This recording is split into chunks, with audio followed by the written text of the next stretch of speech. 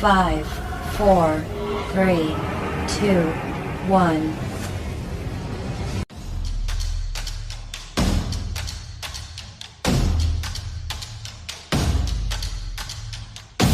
Damos inicio a esta charla chévere con toque internacional del deporte más apasionante del planeta, el fútbol. Empieza la tocata de la juguetona con J. Páez y amigos.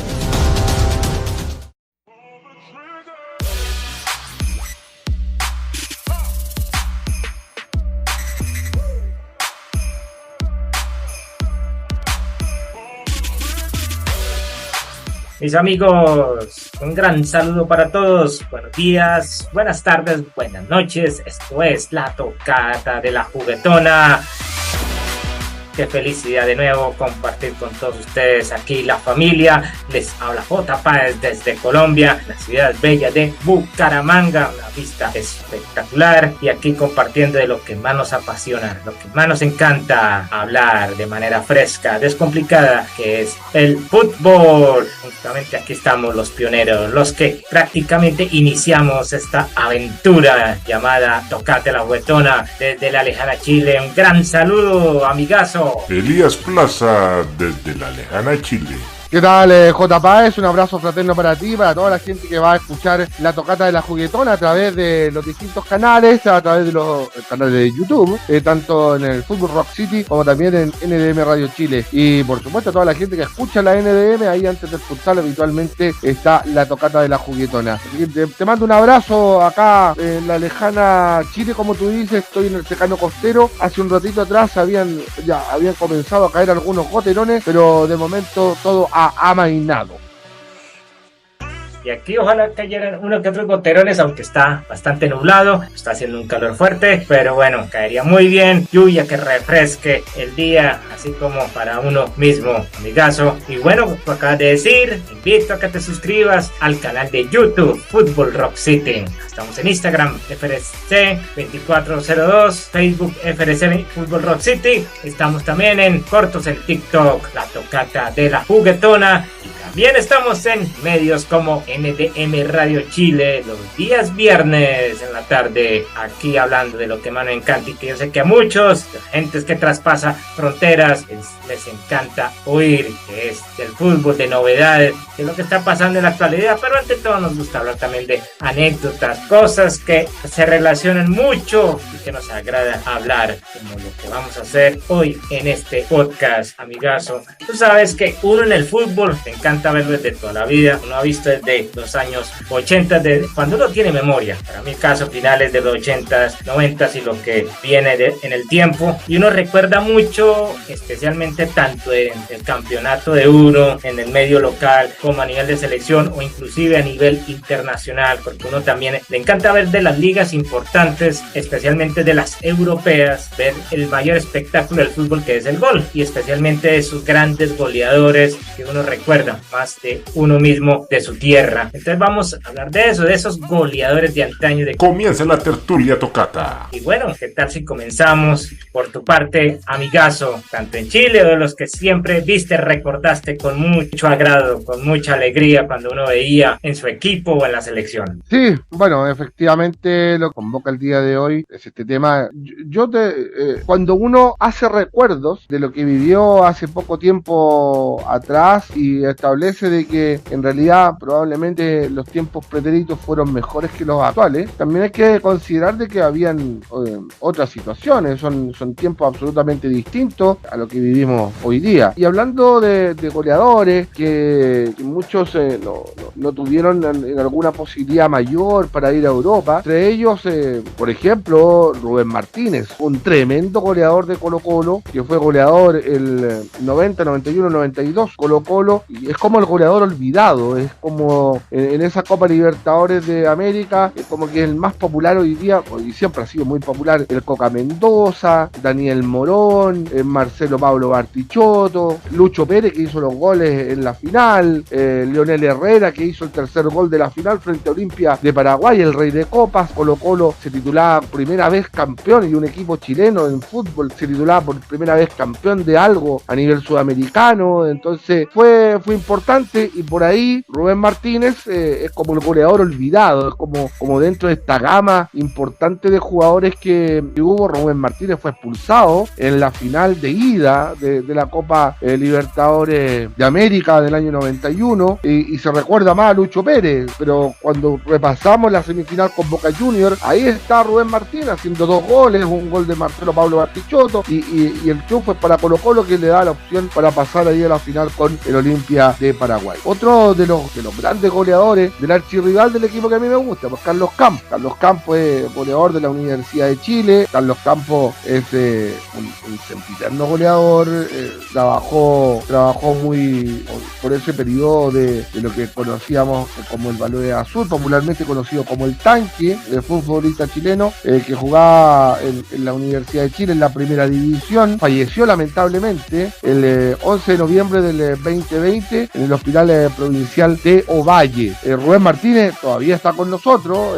aquí no crean que estamos haciendo una suerte de homenaje póstumo a los goleadores chilenos, sino que sencillamente nos estamos acordando de ellos, de lo que nos convoca el día de hoy en nuestro capítulo de la tocata. Entonces hablamos de Carlos Campos, hablamos de Rubén Martínez, Juan Carlos Letelier en el año 1987, pero yo lo tengo en la memoria, porque ese partido lo vi, el Chile-Brasil en Argentina, en Córdoba, un Brasil que venía pero emperifollado, venía muy bien para salir campeón de la Copa América, y se encuentra con un Chile y le gana 4-0. 2 goles de Ivo Basay, que también lo tengo aquí como uno de los goleadores de Chile en el mundo. 2 goles de Ivo Basay y 2 goles de Juan Carlos Letelier. Y Juan Carlos Letelier jugó en Cobreloa, el clásico rival de Colo-Colo, de ese tiempo. Zorros del Desierto tenía en el concurso de Juan Carlos Letelier, tipo muy educado,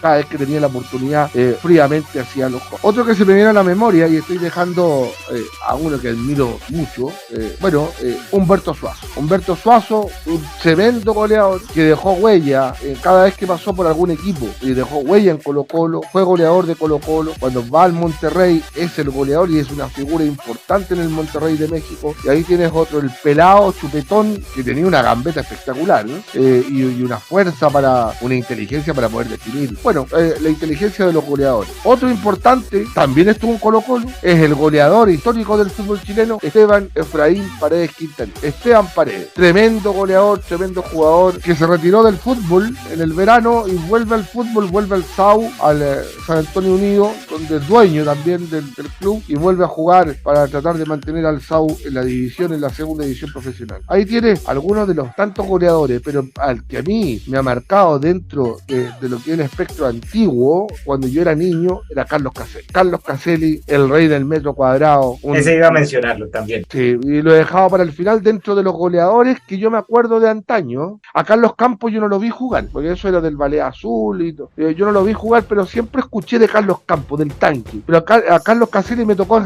hasta enfrentarlo cuando él ya se había retirado del fútbol, cuando él estaba ya haciendo sus primeros pasos en los medios de comunicación. Me tocó enfrentarlo y yo puedo decir, le atajé algún disparo a Carlos Caselli o lo dejé fuera de juego a Carlos Caselli, porque me tocó marcar a Carlos Caselli, un tipo muy difícil de marcar, y yo además que soy un rústico, a mí me tiraban pasto y me pegaba puras patas nomás. Y Carlos Caselli, un tipo genial dentro del área. Mal lo recuerda el público chileno por el penal, incluso las nuevas generaciones, por el penal que se perdió en España, cuando la mamá le dijo: no te preocupes, preocupe, hijo, de que esto ya se va a olvidar fácilmente. ¿Qué se va a olvidar? Hasta el día de hoy nos acordamos de Carlos Caselli no por las maravillas de goles que hizo. Yo recuerdo un gol contra Emelec, y lo he visto por YouTube, y eso no lo vi en el estadio. Un gol contra Emelec en donde corrió, sacó la marca de un defensor que le tiró una patada a la altura de la cintura. No era una patada a la altura de la rodilla, una patada a la altura de la cintura. Sale el arquero con todo. Yo creo que la intención de era pasar a la pelota pero no al jugador, o pasar al jugador pero no la pelota, y pasaron ambos. Ese arquero salió a mansalva, salió a golpear a Carlos Caselli, y Carlos Caselli llega hasta no las barbas mismas del arco, sino que ingresa al arco y le pega un puntete para él. O sea, ya estaba dentro del arco, y ahí se hincó, agarró la pelota, la abrazó, llegan sus compañeros adentro del arco y lo abrazan. Yo te digo, a mí, independiente de la cantidad de goles que vengan con los goleadores actuales, porque ahí tengo otra cantidad de nombres, Carlos Caselli marca, desde mi punto de vista, en esa generación un antes y un después, para poder definir un centro delantero que también puede haber jugado por las puntas, un tipo muy bajo en estatura, pero que cabeceaba muy bien, un tipo que ganaba los espacios de manera inteligente, y desde ese punto de vista, para mí ha sido uno de los mejores delanteros que he visto en mi vida, Carlos Caselli. Si nos vamos remontando un poquito más ya joven, en mi juventud, ahí tengo la figura de dos grandes. Uno de ellos, no le iba a picotear ahí la cabeza, el cóndor que aparece por cerca suyo, señor. Dos grandes, y que no se llevan muy bien con la prensa, por lo menos uno. Marco Antonio Figueroa, el fantasma Figueroa, que no solamente hizo goles en Chile, sino que también hizo goles en el extranjero, y básicamente en México. Otro goleador importante, Ivo Basay. Ivo Basay estuvo en Francia, jugando en el Rennes, jugó en Boca Juniors, en ese Boca Juniors que lo trajo Menotti, o sea, Menotti lleva a Ivo Basay.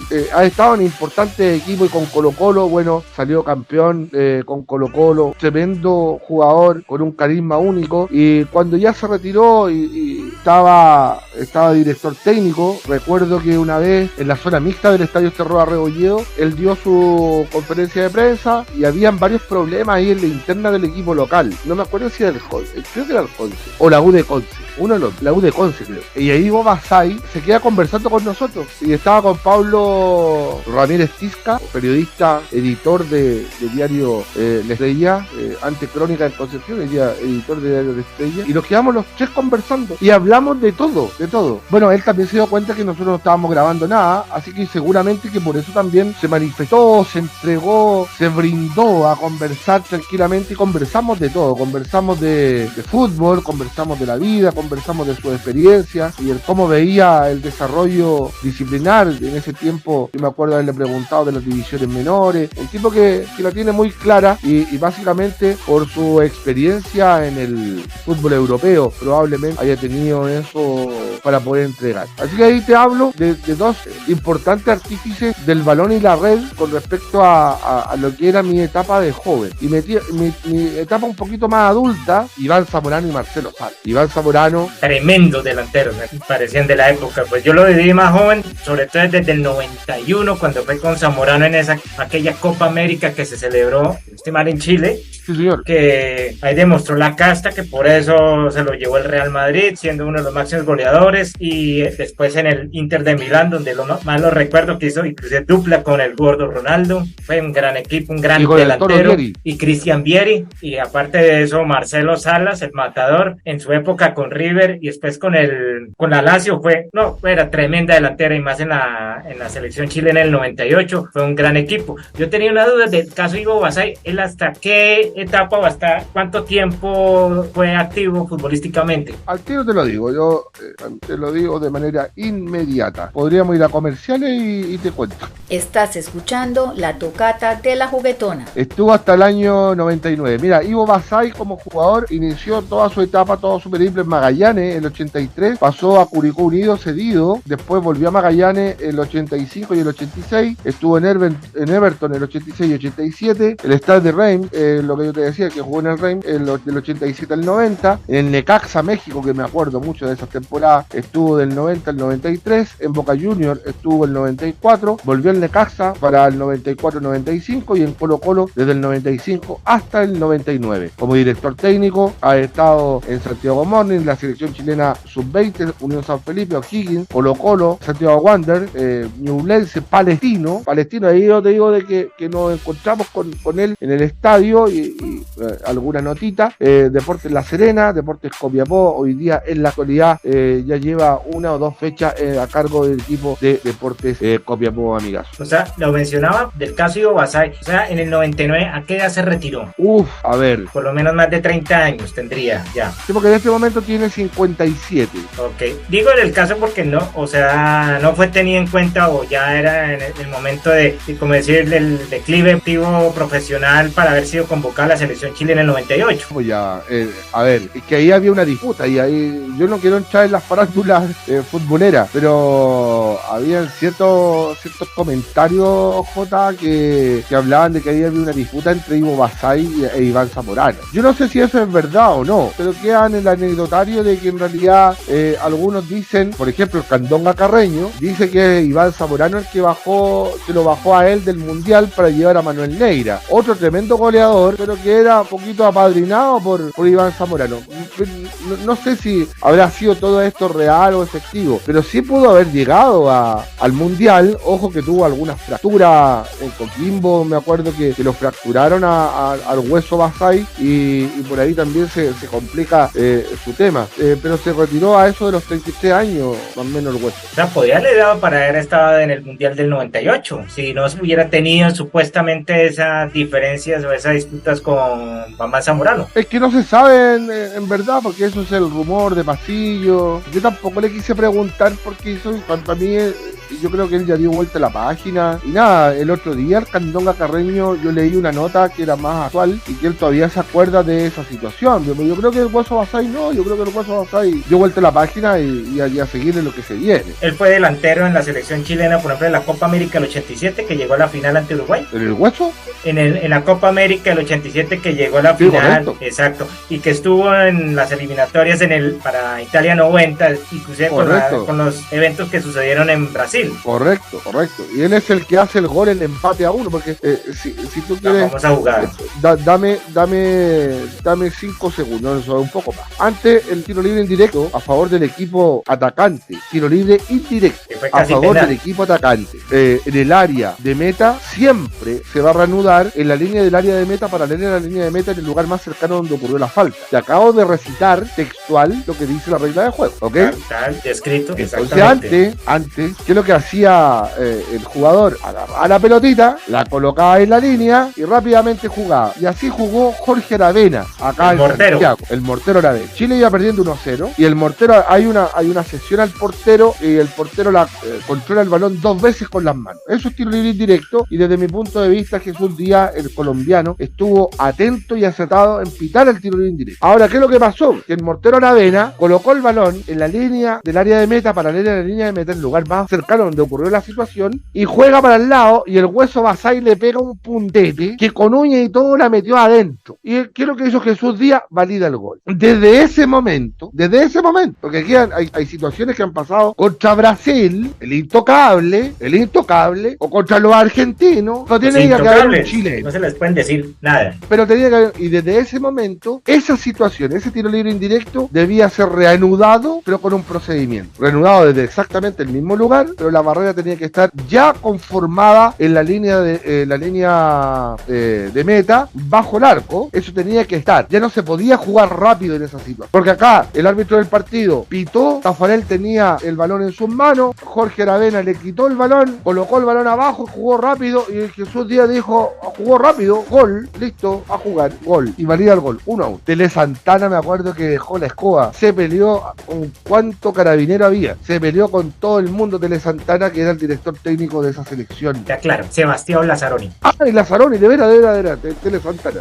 Lazzaroni, sí, correcto, y se peleó con todo el mundo ahí, el director técnico brasileño. Ahora, después de toda esta situación, FIFA, ¿qué es lo que dice? Porque FIFA no cambia la regla, FIFA cambia el procedimiento, y en ese procedimiento establece que a contar de ese momento, tiene que haber un protocolo completito. El balón tiene que estar puesto ahí en la línea del área de meta, paralela a la línea de meta, más cercano donde ocurrió la falta, pero la barrera tenía que estar puesta en la línea de meta. Que si eso no hubiese pasado, hasta el día de hoy probablemente tenemos juego rápido. Dicho esto, Oliván Zamorano, un tremendo goleador, el helicóptero, Marcelo Salas, con una habilidad increíble. Independiente que Marcelo Salas sea de la Universidad de Chile o haya representado a la Universidad de Chile, pues reconozco que Marcelo Salas, un tremendo goleador. Y llego más o menos a mi generación o a mi edad, y ahí conocemos a Alexis Sánchez y Eduardo Vargas. Y Alexis Sánchez, que todavía está vigente, Eduardo Vargas, que suena el día de hoy que se podría ir al Inter de Miami, y Alexis Sánchez, que al día de hoy todavía no se define dónde diablo va a jugar, en ligas inesperadas que van a buscar a Alexis Sánchez. ¿Por qué no se quedó en el Marsella? ¿Por qué no llegó al Barcelona? ¿Por qué no va al Inter de Milán si ahora Inzaghi había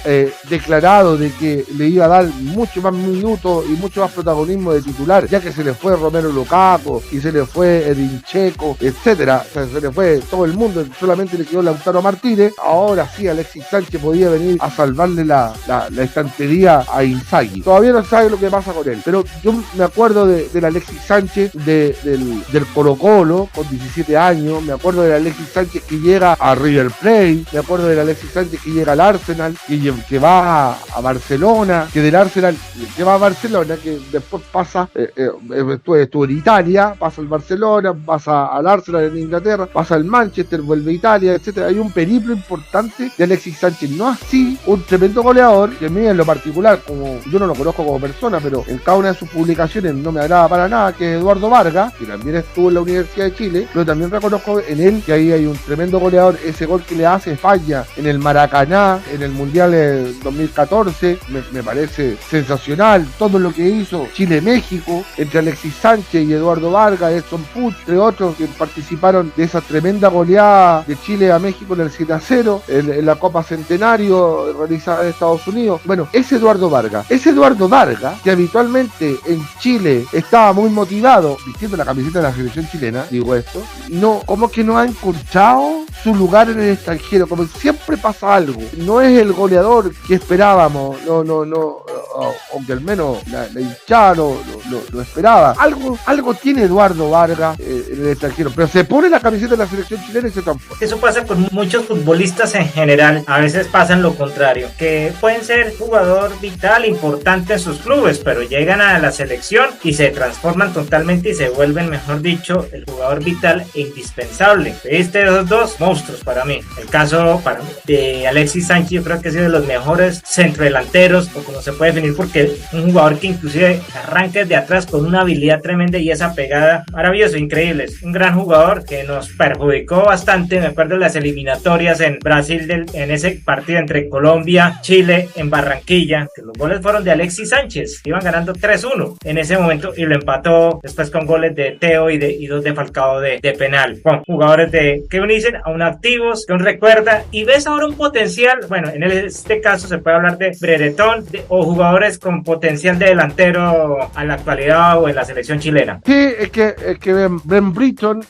no es goleador, es un delantero que juega un poquito más abierto por el costado izquierdo, ya tiene buena definición, pero yo no, ojalá que sea goleador y ojalá que meta todos los goles en Chile y en el Villarreal y sea espectacular, ¿cachai? Pero yo no le veo ese instinto goleador como lo tiene Humberto Suazo, Esteban Paredes, Marcelo Sala, Iván Zamorano y todos los que te he nombrado, Carlos Capo, Carlos Caceres. Para mí él también es más bien un habilitador. Estás escuchando la tocata de la juguetona. Tú lo acabas de decir, hermanazo. Es que no sé por qué en la época antes, que hablamos a nivel Sudamérica, ha habido ese goleador de casta, ese goleador de hambre, como llaman, ese arrollador dentro del área que uno veía llegando prácticamente a definir, inclusive hasta los mismos defensas temían porque no sabían cómo marcarlo. En el caso de Colombia hubo una cantidad de jugadores buenos en mis recuerdos desde niño a la actualidad. De niño fotográficamente, inclusive como dicen en Brasil, tanto hablan de que dicen que Garrincha fue mejor que Pelé. Aquí en Colombia en los 70s, 80s, un jugador extraordinario, fabuloso, que para muchos analistas y conocedores del fútbol, dicen que fue el mejor futbolista colombiano de la historia, que fue Willington Ortiz. Willington Ortiz era un jugador que arrancaba desde medio campo, regateaba y tenía una definición espectacular. Casi toda su carrera fue en clubes colombianos, entre Millonarios, Deportivo Cali, América de Cali. Fue un gran jugador, tanto así que el mismo Pibe lo reconoce, Pibe Valderrama, y ha marcado muchísimos goles que quedaron en el registro dentro de las estadísticas del fútbol colombiano, pero justo le tocó en la época en que a nivel de selección Colombia no es que brillaba, no era un equipo de los fuertes, antes era demasiado débil. Chile en la época era mucho más fuerte que Colombia a nivel de selecciones. Ya un recuerdo más adelantado, ¿recuerdas si has visto en la televisión en la época de la Copa Libertadores de América de los 80s, que iban el campeón y el subcampeón, que lo juntaban con otros dos clubes de otro país? Hablo el caso del América de Cali, que tuvo jugadores, el América de Julio César Falcioni, que es el técnico actual del Banfield, tuvo la calidad de Roberto Cabañas, de Sergio El Bocha Santín, de Ricardo Gareca, pero un jugador en especial que empezó en esa época fue Anthony de Ávila, el Pitufo de Ávila, más conocido, era chiquitico, pero era habilidoso y era uno de los máximos goleadores. Estuvo de liga extranjera, estuvo en Argentina, estuvo en Ecuador, en Estados Unidos, y así como otros que fue Arnoldo Iguarán, el Guajiro, que fue el tercer máximo anotador en la selección Colombia, una de las piezas claves de la época de Millonarios, jugador rápido también, de los que las defensas le tenían gran respeto, de mucha fuerza, gran cabeceador. Lo recuerdo mucho, especialmente en la Copa América 87, porque fue una de las grandes figuras junto con el Pibe Valderrama y el goleador de la Copa América.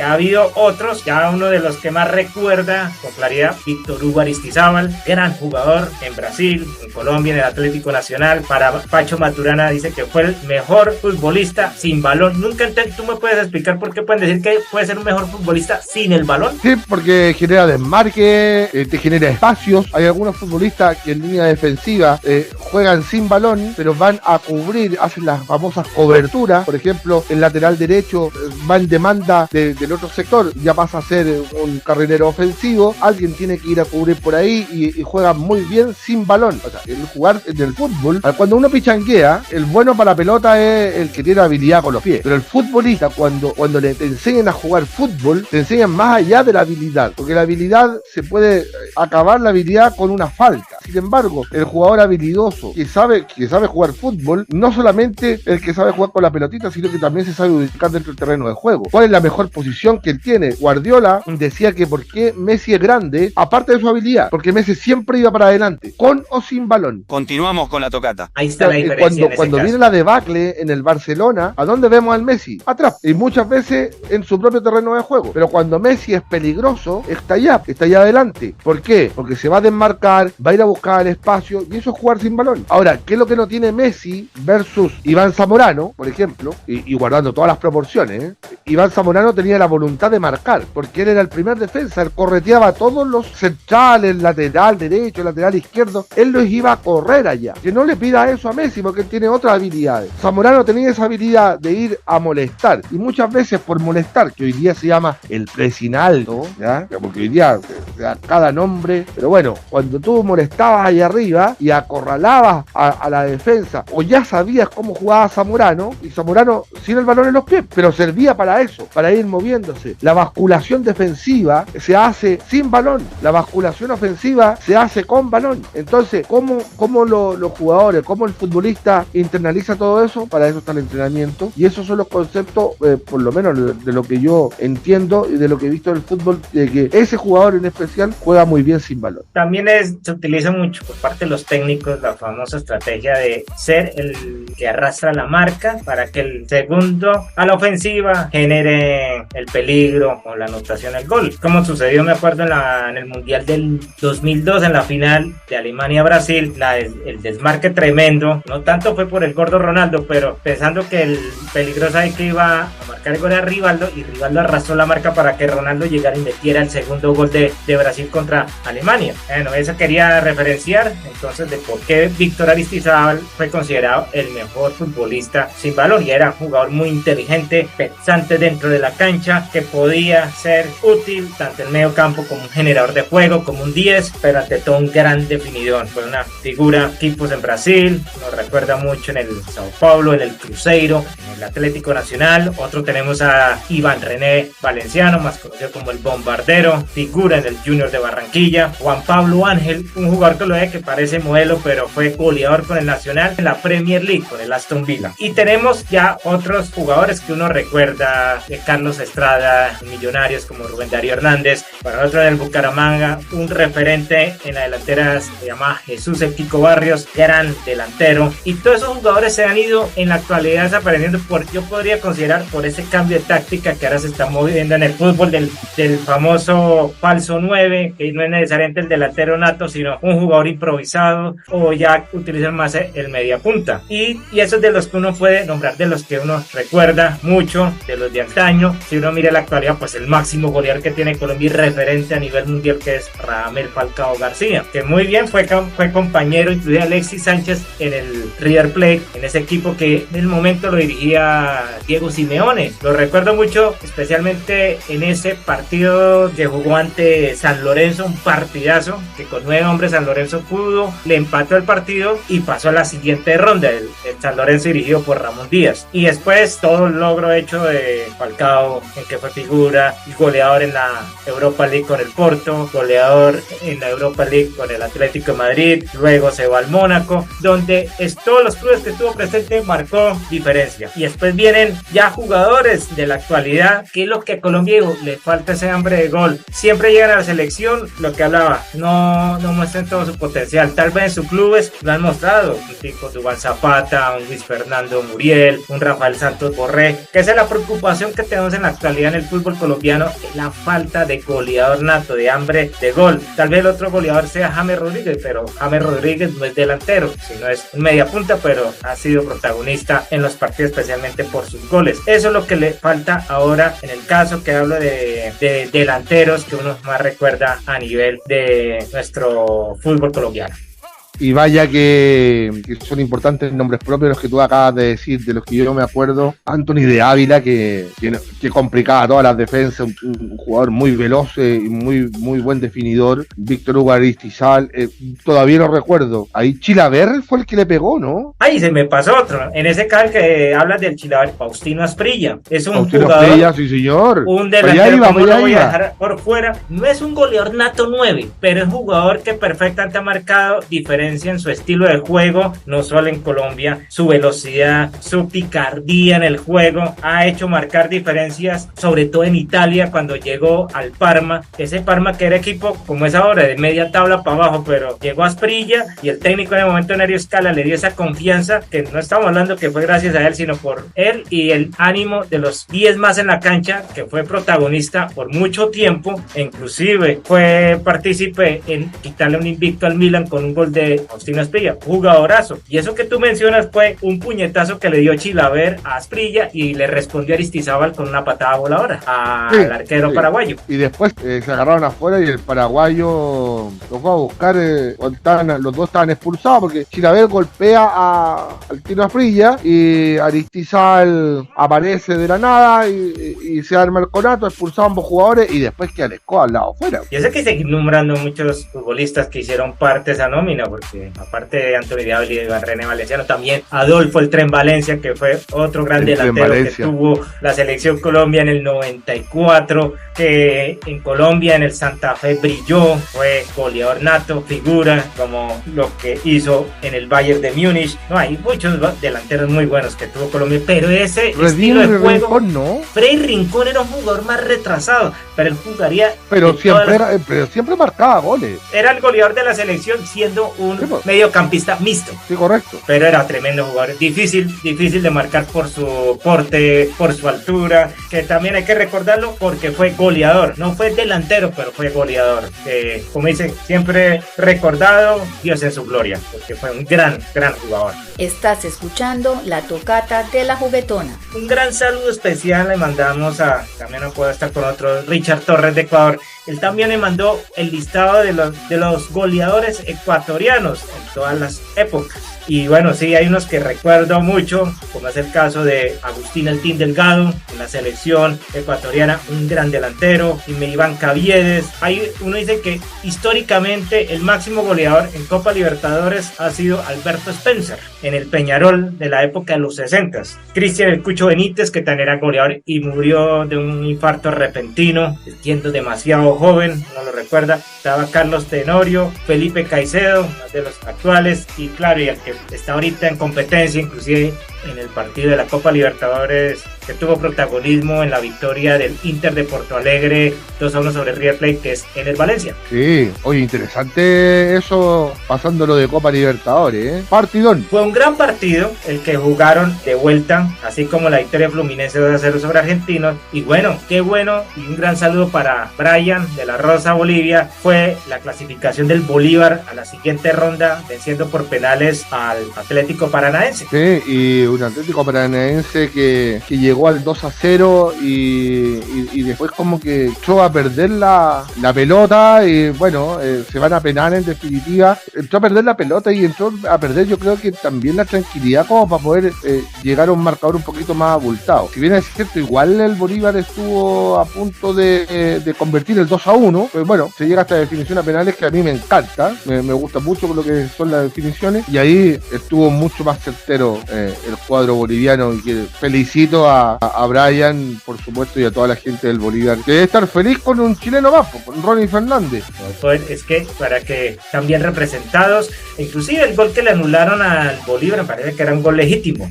Yo lo estuve revisando y está bien anulado. ¿Sí está bien anulado? Sí. Sí, porque hay un jugador que como que alcanza a habilitarlo, puede ser que por unos centímetros, una pierna o algo estaba adelantado el jugador de Bolívar, pero bueno, el hecho es que clasificó el Bolívar a la siguiente ronda. Y hablando de Bolivia, pues uno dice delanteros que uno recuerda que haya visto, pues uno no ha visto la liga, uno menciona mucho al famoso Tucho Antelo, que fue uno de los máximos goleadores en Sudamérica, y ahorita en la actualidad escucha pues el goleador de la selección boliviana, que es Marcelo Moreno Martins. Y otros jugadores importantes de Bolivia que también marcaron goles importantes: el Diablo, Marco Antonio Echeverri, Melgar, Limber Gutiérrez, Valdivieso, el que llama Ervin Platini Sánchez, sí. William Ramallo. Hubo varios jugadores importantes ahí que puede hablar el mismo Brian, que marcan diferencia en su liga, inclusive en el extranjero, pero que uno más recuerda en sí, pues en la actualidad Marcelo Martins, pero hay uno que era Tucho Antelo, que hablan que era uno de los máximos goleadores a nivel de Sudamérica por ligas. Y en un próximo programa estaremos hablando de esos goleadores delanteros que devoran áreas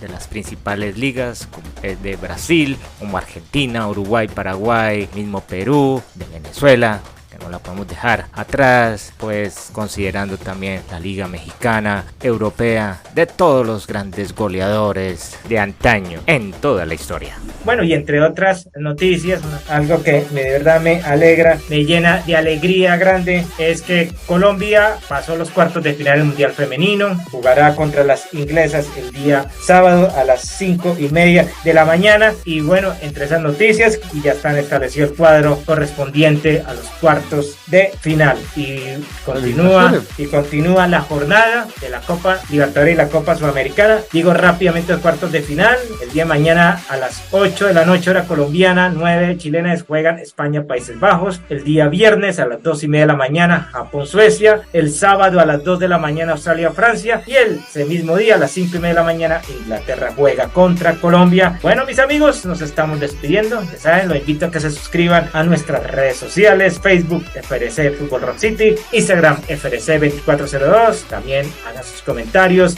en cada una de las redes, a que también estés en el canal de YouTube Fútbol Rock City, y estamos en NDM Radio Chile los días viernes. Bueno, nos estamos despidiendo, espero que le hayan pasado muy bien, les haya encantado este maravilloso programa. Escuchamos sugerencias, comentarios de algún tema en específico. Bueno, hermanazo, algunas palabras. Nos vemos, amigazo, que le vaya muy bien, éxito. Listo, amigazo. Brian, te esperamos. Ya saben, mis amigos, entonces nos estamos viendo. Les hablo J. Páez, un saludo a Bolivia y a Ecuador. Pásenla bueno, nos vemos la otra semana. Chao.